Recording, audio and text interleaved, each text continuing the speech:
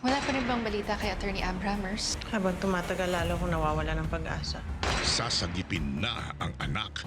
Hindi ko hayaan masaktan si Fatima. Ma'am, ano po ba ang nangyayari? Wala, iniisip ko lang si Daddy. Hindi balik lang ako mag-isip. Masyado nung po yata ang pag-aalala.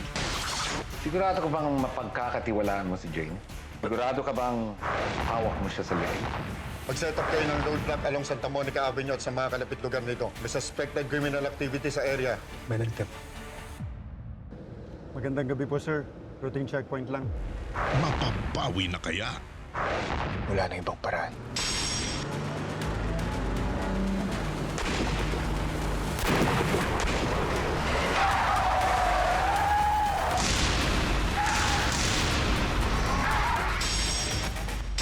Carlo J. Caparas, ka sa lupa.